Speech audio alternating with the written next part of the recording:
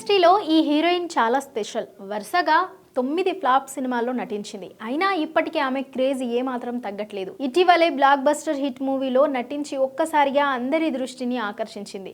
అందులో ఆమె నటనకు పాన్ ఇండియా ఆడియన్స్ ఫిదా అయ్యారు. ఇంతకీ ఆ బ్యూటీ ఎవరో తెలుసా? సినీ రంగంలో నటినట్లుగా గుర్తింపు రావాలంటే ఎన్నో కష్టాలను ఎదుర్కోవాల్సి ఉంటుంది. అలాగే వచ్చిన స్టార్డమ్ కాపాడుకోవడం కూడా కష్టమే. వరుసగా హిట్స్ అందుకుంటూ ఫుల్ ఫామ్ లోకి దూసుకుపోతున్న తారాల కెరీర్లోని కొన్ని ఫ్లాప్ సినిమాలు సైతం వస్తుంటాయి. అలాంటి సమయంలో కొందరు స్టార్స్ చేసే చిన్న పొరపాటు కారణంగా సినిమాలకు పూర్తిగా దూరం అవుతుంటారు. కానీ కొందరు వరుసగా ఫ్లాప్ ఖాతాలో వేసుకున్నప్పటికీ ఇండస్ట్రీలో వారి డిమాండ్ ఏమాత్రం తగ్గదు. అలాంటి వారిలో ఈ హీరోయిన్ ఒకరు. వరుసగా 9 సినిమాలు ఫ్లాప్ అయ్యాయి. అయినప్పటికీ ఆమెకు 900 కోట్ల భారీ బడ్జెట్ సినిమాలో ఆఫర్ వచ్చింది. కానీ ఆ సినిమా ఛాన్స్ రిజెక్ట్ చేసింది. ఇంతకీ ఆ అమ్మడు ఎవరో తెలుసా? తానే బాలీవుడ్ స్టార్ హీరోయిన్ పరిణీతి చోప్రా.